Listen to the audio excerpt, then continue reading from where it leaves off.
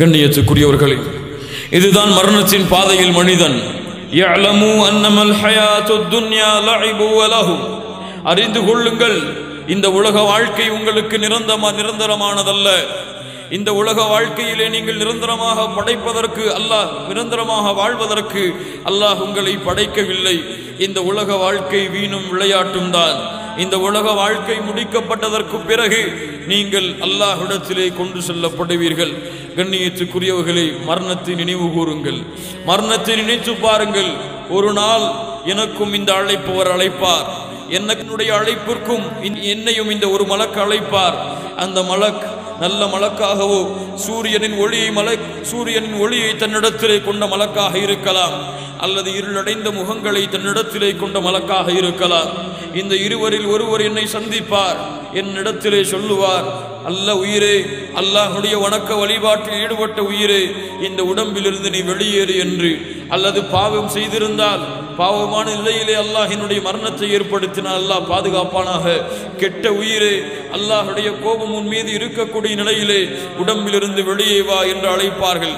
அந்த அழைப்பிற்கு யாரும் மறுக்க முடியாது. எந்த இராணுவ பட்டாளங்களும் அதை பாதுகாக்க முடியாது.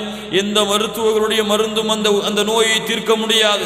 அந்த நோய் தீர்க்க முடியாத நோய். கண்ணியத்துக்குரியவர்களே, அந்த மரணம் நம்மை வந்தடைந்து விட்டால் யாரும் எம்மை பாதுகாக்க முடியாது. எங்கும் ஓடி மறைய முடியாது, எங்கும் தெரித்து விட முடியாது. அல்லாஹ் ஒரு நிமிடம் பிற்படுத்தவும் மாட்டான். சிறிது நேரம் யா அல்லாஹ் அவகாசம் கொடு, எனக்கு சொத்து இருக்கிறது பார்த்து வந்து விடுகிறேன், எனக்கு வீடு இருக்கிறது பார்த்து வந்து விடுகிறேன், என் பிள்ளை திருமணம் முடிக்காமல் இருக்கிறாள், திருமணம் முடித்து கொடுத்து வந்து விடுகிறேன் என்றெல்லாம் அல்லாஹ்விடத்திலே கோரிக்கை வைக்க முடியாது. கண்ணியத்துக்குரியவர்களே, அல்லாஹ் நேரம் குறிப்பிட்ட நேரத்திலே எம்மை வந்தடையும். மரணம் வந்தடைந்து விட்டால் எம்முடைய உடம்புகள் ஜனாசாவாக மாற்றப்படும். எம்முடைய பெயர்கள் எல்லாம் அகற்றப்பட்டுவிடும். ஜனாசா என்று மக்கள் எல்லாம் அழைப்பார்கள். எம்மை மருத்துவமனையிலிருந்து வீட்டிற்கு கொண்டு வருவார்கள். வீட்டிலே ஒரு கட்டிலை படுக்க வைப்பார்கள். இந்த நிலை எனக்கும் உங்களுக்கும் தான். கண்ணியத்துக்குரியவர்களே, படுக்க வைத்து எம்முடைய குடும்பத்தார்கள் எல்லாம் எம்மை பற்றி புகழ்ந்து அழுது கொண்டிருப்பார்கள். அவர்களுடைய அன்பையும் பாசத்தையும் வெளிப்படுத்தி கண்ணீர் மலைகளை கொடுத்து கொண்டிருப்பார்கள். ஆனால் அவர்களுடைய கேள்விக்கு எதற்கும் என்னால் பதில் சொல்ல முடியாது. ஜனாசாவாக மாறியிருப்பேன். என்னுடைய நாவுகளை என்னால் அசைக்க முடியாது. இங்கு இது நடந்து கொண்டிருக்கும் பொழுது என்னுடைய உயிரை நல்ல மலக்குகள் வானத்திலே அழைத்து சென்று 7 வானத்திற்கு மேல் என் உயிரை அழைத்து செல்லுவார்கள். இந்த பூமியில் நான் நல்லவனாக வாழ்ந்தால், அல்லாஹ்வுடைய மார்க்கத்திற்கு கட்டுப்பட்டு இருந்தால், இல்லை என்றால் 7 வானத்திற்கு அழைத்து செல்லாமல் முதல் வானத்திலேயே எனக்கு அனுமதி மறுக்கப்பட்டு இந்த பூமியிலே தூக்கி வீசப்பட்டு விடுவேன். பூமியிலே விழுந்து கிடப்பேன். எல்லோர்களையும் அழைப்பேன். அந்த அழைப்பிற்கு யாரும் பதில் கொடுக்க மாட்டார்கள். அதற்கு பிறகு சிறிது நேரம் என்னுடைய குடும்பத்தார்கள் அழுதுவிட்டு என்னை குளிப்பாட்டுவதற்காக எடுத்து செல்லுவார்கள். நிலைமையை கொஞ்சம் கண்களுக்கு முன்னால் கொண்டு வந்து பாருங்கள். குளிப்பாட்டுவார்கள். எந்த மானத்தை, என்னுடைய உடம்பை அழகுபடுத்தி ஆடைகளை கொண்டு அழகுபடுத்தினேனோ அந்த உடம்பை மக்களுடைய பார்வைக்காக நிர்வாணமாக ஆக்கி விடுவார்கள். மக்கள் எல்லாம் என்னுடைய உடம்பில் கை வைத்து குளிப்பாட்டி கொண்டிருப்பார்கள். ஆண்களுக்கு ஆண்கள் என்று, பெண்களுக்கு பெண்கள் என்று, ஒவ்வொருவரும் என்னுடைய உட்கார்ந்தால் கூட தட்டி விடுவேன். ஆனால் எந்த தட்டும் எந்த ஒரு தடையும் அதற்கு விதிக்க முடியாது. என்னுடைய எல்லா இடங்களிலும் அவர்கள் கை வைத்து என்னை குளிப்பாட்டி என்னை ஒரு வெள்ளை துணியால் அவர்கள் சுற்றுவார்கள். சுற்றி முடித்ததற்கு பிறகு உறவினர்கள் பார்ப்பதற்காக, பெண்கள் பார்ப்பதற்காக என்னுடைய முகத்தை கடைசியாக அவர்கள் திறந்து வைத்திருப்பார்கள். அவ்வளவுதான். இந்த உலகம் என்னை கடைசியாக பார்க்கும். இந்த உலக வாழ்க்கையிலே அதற்கு பிறகு என்னை யாரும் தோண்டி பார்க்க முடியாது. அதற்கு பிறகு எந்த பெற்றோரும் என்னை பார்க்க முடியாது. எந்த பிள்ளைகளும் என்னுடைய முகத்தை பார்க்க முடியாது. பெண்கள் எல்லாம் வீட்டின் வாசல் வழியே வந்து என்னுடைய வழி அனுப்புவார்கள். ஆண்களாக இருந்தால், என் பெற்றோர்களாக இருந்தால், என் பிள்ளைகளாக இருந்தால், என் உறவினர்களாக இருந்தால், என்னை நேசித்தவர்களாக இருந்தால் என்னை பின்தொடர்ந்து வருவார்கள். என்னை பின்தொடர்ந்து கலிமாவை கூறிக்கொண்டு என்னை கொண்டு சென்று கொண்டிருப்பார்கள். நல்ல ஆத்மாவாக இருந்தால் என்னை விரைவாக கொண்டு செல்லுங்கள் என்று சொல்லுவேன். பாவமுள்ள ஆத்மாவாக இருந்தால் எங்கே என்னை கொண்டு செல்கிறீர்கள், என்னை விடுங்கள், காப்பாற்றுங்கள் என்று கதறுவேன். யாரும் அந்த அழைப்பிற்கும் பதில் கொடுக்க மாட்டார்கள். அதற்கு பிறகு பள்ளிவாசலில் என்னுடைய ஜனாசாவை கொண்டு செல்லுவார்கள். எனக்கு பின்னால் இமாம் இருந்து தொழுகை நடத்துவார். என்னுடைய பிள்ளையோ என்னுடைய உறவினர்களோ வந்து அறிவிப்பார், என் தந்தையோ தாயோ ஏதாவது உங்களுக்கு பாவம் செய்திருந்தால், ஏதாவது உங்களிடத்திலே கடன் வாங்கி இருந்தால் அதை மன்னித்துக் கொள்ளுங்கள் என்று, அல்லாவிற்காக அதை பொருத்திக் கொள்ளுங்கள் என்று கண்ணீர் மல்க என் பிள்ளையோ உறவினர்களோ எனக்காக என்பதாக பேசுவார்கள். அதற்கு பிறகு என்னுடைய ஜனாசாவை முன்னால் வைத்து மக்கள் எல்லாம் 4 தக்பீர்களை கூறி தொழுகை நடத்துவார்கள். அதற்கு பிறகு எனக்காக துஆவை செய்துவிட்டு என்னுடைய ஜனாசாவை சுமப்பதற்காக போட்டி போட்டுக் கொள்வார்கள். போட்டி போட்டுக் கொண்டு கபூர்ஸ்தானுக்கு கொண்டு செல்லுவார்கள். அங்கே எனக்காக ஒரு கபூரின் குழி வெட்டப்பட்டிருக்கும், 6 அடியிலே இருக்கும். அங்கே சொகுசான வாழ்க்கைக்குரிய இடமோ, அங்கே நல்ல வசதியான வாழ்க்கையோ, அல்லது என்னுடைய வீட்டிலே என்னுடைய பெற்றோர்கள் என்னை கவனித்தார்கள். அப்படிப்பட்ட அழகான அறையோது அல்ல, மண்ணாலான அறை. அங்கே புழுக்கள் இருக்கும், அங்கே பாம்புகள் இருக்கும், அங்கே இருட்டு இருக்கும், அங்கே இருள் இருக்கும். எந்த வெளிச்சமும் அமைக்கப்படாது, எந்த பாதுகாப்பும் அங்கே போடப்படாது. என்னுடைய ஜனாசாவை மண்ணின் மேல் வைத்து பார்ப்பவர்கள் எல்லாம் பார்த்துக் கொள்ளுங்கள் என்று அழைப்பு விடுக்கப்படும் ஆண்களாக இருந்தால் எல்லோரும் வந்து என்னுடைய முகத்தை பார்ப்பார்கள். எல்லோரும் என்னுடைய முகத்தை பார்த்து அழுது கொண்டிருப்பார்கள். அந்த நேரத்திலே பார்த்துக் கொள்ளுங்கள் என்று கடைசியாக என்னுடைய முகம் மூடப்படும். அவ்வளவுதான். வேறு யாரும் அதற்கு பிறகு என்னை பார்க்க முடியாது. என்னுடைய தந்தையாக இருந்தாலும், நான் பெற்ற பிள்ளையாக இருந்தாலும், அல்லது என்னுடைய உறவினர்களாக இருந்தாலும் என்னை கபருக்குள்ளே வைப்பார்கள். கபருக்குள்ளே வைத்து எல்லோர்களும் மண்களை என் மீது தேறி விடுவார்கள். என் மீது தூசி பட்டால் கூட கவலைப்படக்கூடிய என் பிள்ளை, என் மீது ஏதாவது மண் விழுந்தால் கூட அதை தட்டிவிடக்கூடிய என் பிள்ளை என் மீது மண்ணை போடுவார். என் மீது மண்ணால் மூடுவார்கள். என்னை மண்ணால் மூடிவிட்டு சிறிது நேரம் அங்கே நின்று அல்லாஹ்விடத்திலே துஆ செய்துவிட்டு அவ்வளவுதான்.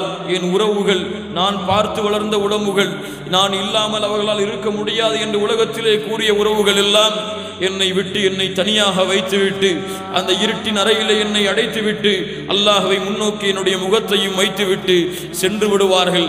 அங்கே என்னுடைய தொடர்பு அல்லாஹ்விற்கும் எனக்கும் என அமைக்கப்படும். அவ்வளவுதான் என் உலக வாழ்க்கை. அவ்வளவுதான். யாருக்கு இல்லை இந்த நிலைமை? யாரால் மறுக்க முடியும் இந்த நிலைமை எனக்கு இல்லை என்று கண்ணியத்துக்குரியவர்களே? ஆனால் மறந்து வாழ்கின்றோம். ஆனால் இதை தெரிந்து அலட்சியப்படுத்தி கொண்டு வாழ்கின்றோம். அதற்கான தயாரிப்புகள் எம்மிடத்திலே இல்லாமல் நம்முடைய வாழ்க்கையை நாம் கழித்துக் கொண்டிருக்கின்றோம். வந்தால் அழுகின்றோம் அல்லாஹ்விடத்திலே, அல்லாஹ் கொஞ்ச காலம் அவகாசம் கொடு, நல்ல அமல்களை செய்து வந்து விடுகிறேன், நல்ல சதக்காவை கொடுத்து வந்து விடுகிறேன் என்று. அவ்வளவுதான் கண்ணியத்துக்குரியவர்களே வாழ்க்கை. அதற்கு பிறகு வருவார்கள் 2 மலக்குகள் வருவார்கள். நல்ல உயிராக இருந்தால் நல்ல மலக்குகள், பாவமான உயிராக இருந்தால் பாவமுடைய மலக்குகள் வந்து கேட்பார்கள், மன் ரப்புக், யார் உன்னுடைய இறைவன்? நான் ரப்பை வணங்கி இருந்தால், அவனுக்கு மட்டுமே வணக்க வழிபாடுகளை செலுத்தி இருந்தால் சொல்லுவேன், ரப்பி அல்லாஹ், என் இறைவன் அல்லாஹ். அல்லாஹ் அந்த பாக்கியத்தை கொடுப்பானாக. 2வது கேட்பார்களோ, மா தீனுக், உன் மார்க்கம் என்ன? எந்த வழியை பின்பற்றி வந்தாய்?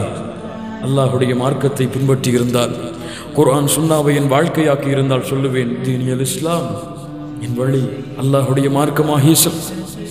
3வதாக கேட்பார்கள், இந்த தூதரை உமக்கு தெரியுமா என்று உருவம் காட்டப்படும். முஹம்மது ரசூலுல்லாஹ் ஸல்லல்லாஹு அலைஹி வஸல்லம், தெரியுமா உனக்கு? யார் இவர்கள் தெரியுமா?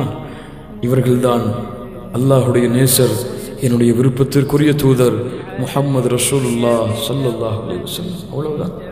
நம் கனௌமத்தில் அரூஸ், புதுமகன் உறங்குவது போல நீ உறங்கு என்ற அழைப்பு விடுக்கப்படும். அவகாசம் கேட்பேன், யா அல்லாஹ் கொஞ்சம் அவகாசம் கொடேன், என்னுடைய தாய் தந்தர்கள் இருக்கிறார்கள், பிள்ளைகள் இருக்கிறார்கள், அறிவித்து வந்து விடுகிறேன் கபருடைய வாழ்க்கை வெற்றியடைந்து விட்டதென்று. இல்லையப்பா, நீ தூங்கு நிரந்தரமாக என்று எனக்கு அழைப்பு விடுக்கப்படும். மறுமை வரை உறங்கிக் கொண்டிருப்பேன். பாவமுடைய ஆத்மாவாக இருந்தால் அல்லாஹுவை நம்பிக்கை கொண்டிருந்தேன், ஆனால் அல்லாஹ்விற்கு வணக்க வழிபாடுகளை செலுத்தாமல் அல்லாஹுடைய அடியார்களுக்கு வணக்க வழிபாடுகளை செலுத்தி கொண்டிருந்தால், யார் உன்னுடைய இறைவன் தெரியாது எனக்கு. எது உன்னுடைய மார்க்கம்? இஸ்லாம் தான், ஆனால் பின்பற்றி இருக்க மாட்டேன், தெரியாது எனக்கு. எது உன்னுடைய தூதர்? தெரியாது எனக்கு. அடிக்கப்படும் சம்பட்டிகளால், பாம்புகளால் சுழலப்படும் உன்னுடைய உடம்பு. அல்லாஹுடைய தூதர் முஹம்மது ரசூலுல்லாஹ் ஸல்லல்லாஹு அலைஹி வஸல்லம் சொன்னார்கள், கபரிலே கொடுக்கப்படக்கூடிய பாம்பின் ஒரு மூச்சு காற்று இந்த பூமியிலே பட்டாலும் இந்த பூமியில் உள்ள புல் பூண்டுகள் எல்லாம் அழிந்துவிடும். அவ்வளவு பெரிய விஷமுள்ள பாம்புகளால் சுட்டப்படும். அல்லாஹ் நாடிய வரை எனக்கு கபருடைய வேதனை கிடைத்து கொண்டிருக்கும். இந்த 2ல் ஒன்றுதான் எனக்கு. ஒன்று சொர்க்கத்துடைய பூஞ்சோலை, அல்லது நரகத்துடைய படுகொலி. நரகம் எனக்காக திறந்து வைக்கப்பட்டிருக்கும். பாவி என்றால் கபருக்குள் சொர்க்கத்தின் காற்று வீசிக்கொண்டிருக்கும். நல்லவன் என்றால், சாலிஹானவன் என்றால் கண்ணியத்துக்குரியவர்கள் உமர் ரலியல்லாஹு அன்ஹு சொல்லுவார்கள், என்ன தயாரிப்பை வைத்திருக்கிறீர்கள் அதற்காக? கபர்வாசிகளே அழைப்பார்கள், எதை சம்பாதித்து சென்றீர்கள் இந்த பூமியில்? செல்வத்தையா? இன்று அதற்கு வேறொருவர் சொந்தமாகிவிட்டார். உங்களுடைய வீடுகளையா, வசதியான வாழ்க்கையா? அது இன்று யாருக்கோ சொந்தமாகிவிட்டது. எந்த சொத்துக்களை சேர்த்து வைத்தீர்களோ அதற்காக உங்களுடைய பிள்ளைகள் எல்லாம் அடித்து உருண்டு கொண்டிருக்கிறார்கள். எந்த மனைவி உங்களுக்கென்று எண்ணிக்கொண்டிருந்தீர்களோ இல்ல மாஷா அல்லாஹ், ஆனால் அந்த மனைவிமார்கள் கூட இன்று வேறு யாரையோ திருமணம் முடித்து விட்டார்கள். அப்பா, எதை சேர்த்து வைத்தீர்கள் இந்த உலக வாழ்க்கையில் என்று கேட்பார்கள்.